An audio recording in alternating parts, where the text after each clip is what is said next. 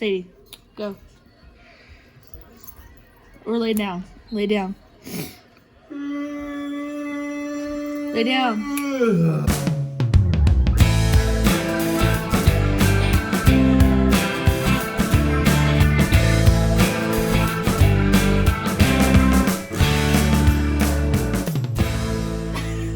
She puts her other arm on me.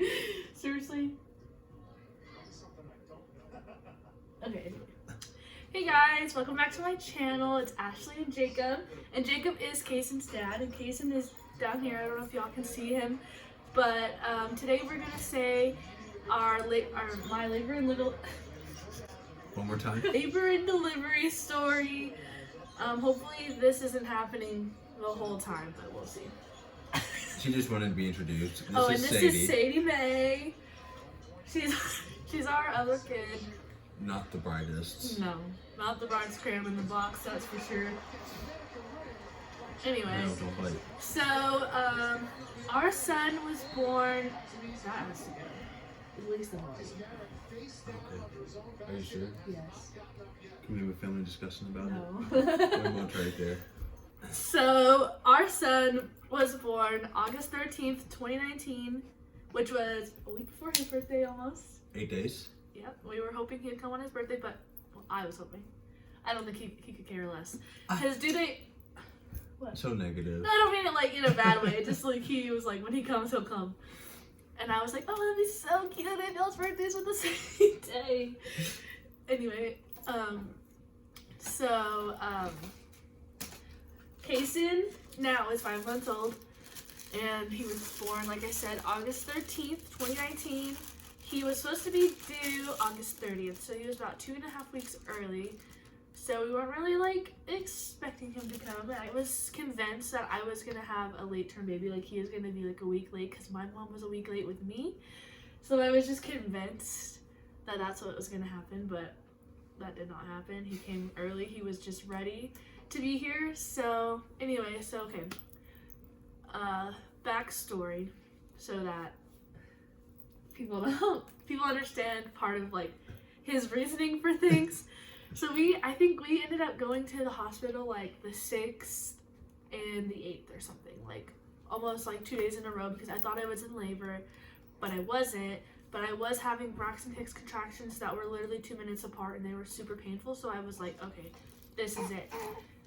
But they were like, no. Then they sent me home, and then August 11th, his mom and his mom's side of the family threw us a baby shower, and but everybody had gone home, and his mom lives like 5-ish hours away, so she had driven. One more time. She had driven all the way home, and then just for us to call her the next day and be like, yo, we're in labor, you gotta come now.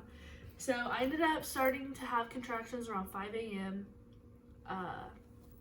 The following, like, so that Monday on the 12th, and they weren't like super painful, but they were too painful to sleep through. Like I would sleep for like 30 minutes, and then I'd have like a super painful contraction, and it would wake me up, and then I would just be super uncomfortable, and then I'd fall asleep for like 15 minutes. It was just like a vicious cycle. And then around 11, I was just laying on the couch, and I think that's when he like first kind of woke up, and I was just laying there, and I was just like trying to breathe through them, and I was just like I was in so much pain, and I was like, I yelled for him, and he came because he was waking up and probably like watching TV or something, and I was like, this sucks. Like, I think I'm in labor for real. And he was like, no, you're just dehydrated. Remember the last 2 times we went, nothing was wrong with you. So he made me drink like 3 cups of water that were like this big. Which hydration is important, so. And he hates that I like tell everybody that, because I was in labor, and he was like, no, you're just dehydrated. Just drink some water. Anyway, so then I drank the water, still in pain, it's getting worse. And when we had gone on the 8th, I was actually already like a 3 to 4. So I was already like pretty dilated. So it was obvious. And our doctor, the lady that checked me that day, was like, yeah, you're definitely going to be having the baby by like this weekend. So I was like, ugh. But I didn't believe her at the same time, because I was like, he still has 3 weeks. Like, there's no way. So anyway, so then I call, it's like, I'm trying to like sit through these contractions. I'm trying to just get through it because I'm like, I can't go to the hospital. Like, what if this is fake? And I was just trying to convince myself, like, this isn't happening. We already went twice. Like, I don't need to go. And then they were getting so painful. Like, worse than before. And they're just getting worse. And, like, walking didn't help. Moving didn't help. Like, nothing was helping me. And I was in tears. Literally in tears.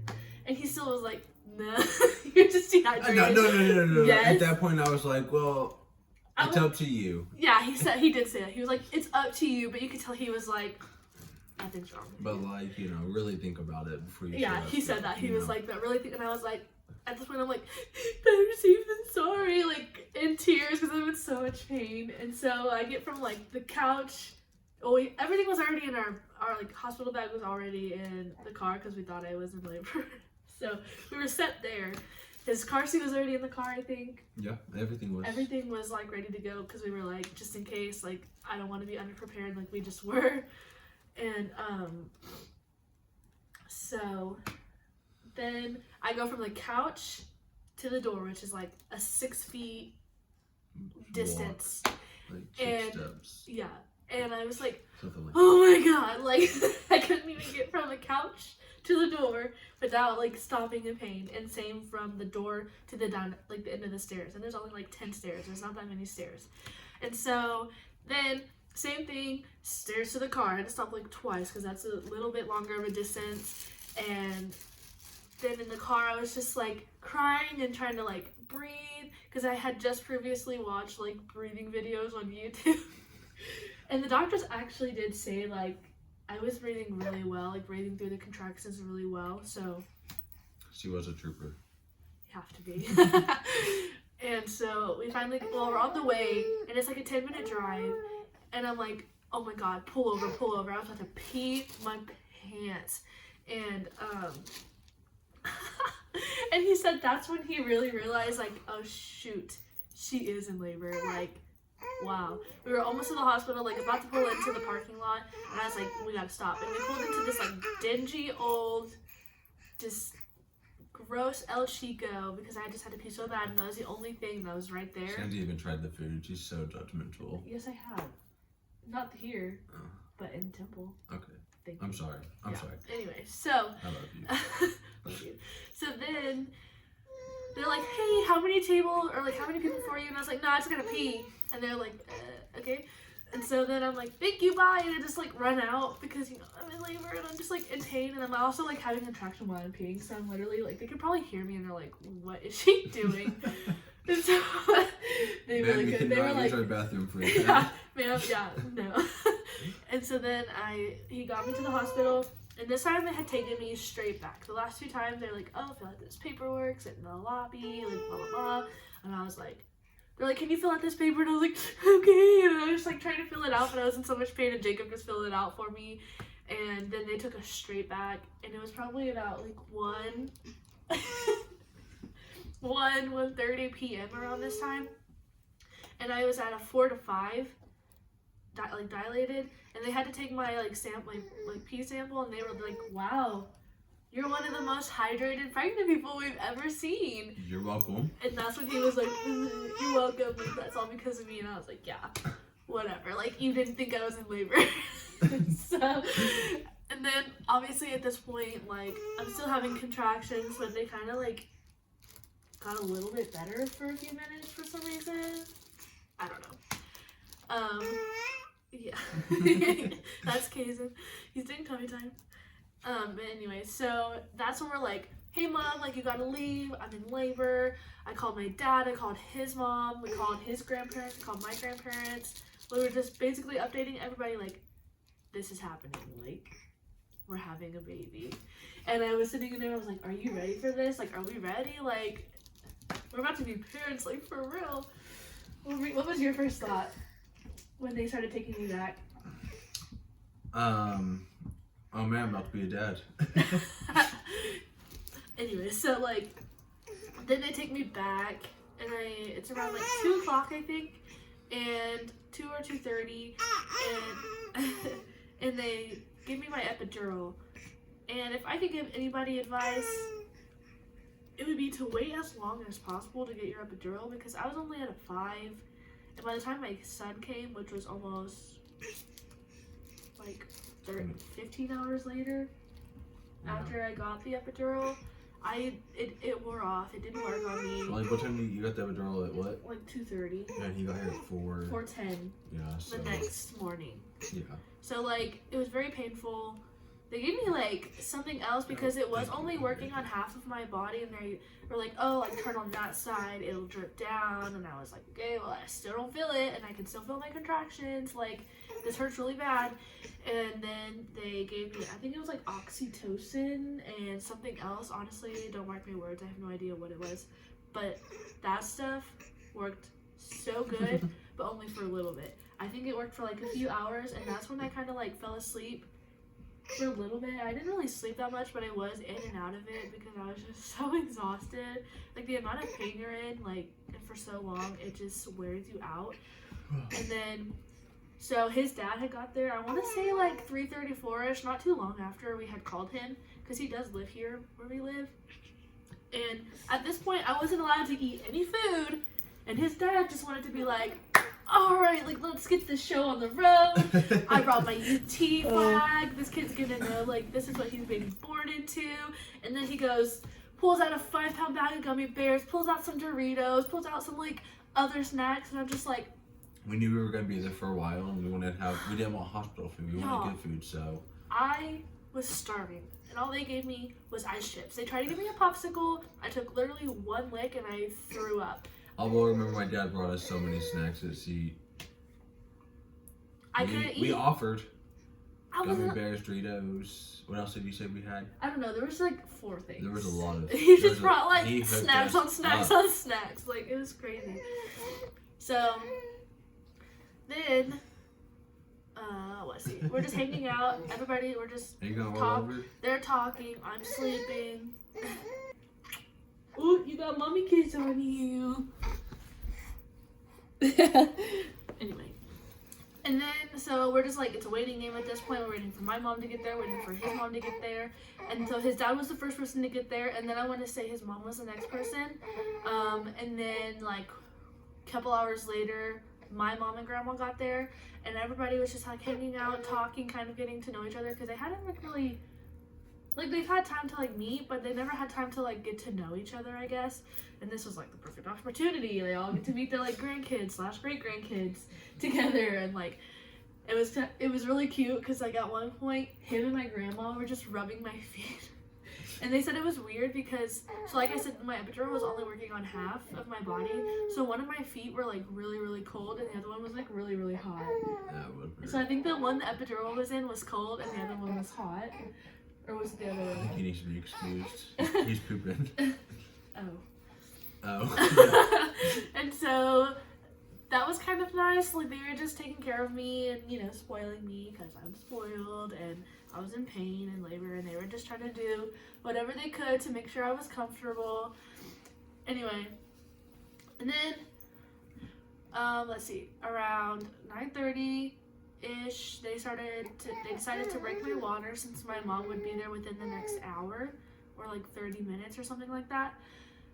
And then my mom got there and my grandma got there, and this kid was not born until so much longer after that. Yeah, because they were breaking the water, hoping that your mom would get there just in time for you to start pushing. Because they thought as soon as they break my water, within the hour, like, he would be there. No, he didn't come till 4 a.m. Like, and I was chilling out for most of it because, I don't know, I was so tired. Yeah. I was, like, out of it. And then, finally, it's, like, 2:45, and I'm getting ready to push, and an hour and a half later, this happened. And Jacob watched the whole thing. Pretty sure my mom watched the whole thing. There were so many people in that room. No, I don't think she did. I think she stayed at She stayed at my shoulder. No, yeah. I think she did, like, watch, though. Oh. Like, yeah. She said, like, I told her, I don't want you to, like, see all of that. And she was like, yeah, okay. But I was too busy pushing, so I didn't even notice him watching. So I definitely didn't notice my mom watching. And then what was your experience with that? Because, like, he saw his head come out, and he was just, like, hanging there. And what'd you say your first thought was? What do you mean? Like whenever you like saw his head. Oh, like wow, that's a lot of hair. Like because he had all of that. Yeah, and it was so dark and so much thicker at the time. Yeah, it's thinned out a lot. And so then next thing you know, they're like, okay, like a couple more pushes, and I was like crying. I was like, this hurts so bad, like, because I could feel everything. And then at this point, I think his head was already out, and the nurse and I were playing like tug of war with a rag. Yeah, because you didn't want to come out. And so I'm playing tug of war with this nurse, like trying to get him out of me. And then finally, shoulders and all, he was here. 4:10 a.m., 7 pounds, 14 ounces, 20.5 inches long. And Jacob cut the cord. How was that experience? Easy. Just. What was your thought when you saw him on my chest? I don't know. I didn't have any words. You were speechless? Yeah. Yeah, because they put him on my chest. And actually, it was really funny because at first, he wasn't crying. And just so you know, he's still like a chill baby. We should have known then he was going to be a chill baby. But he wasn't crying. And I was like, why isn't he crying? I was like freaking out. But he was fine. Like, he just doesn't cry.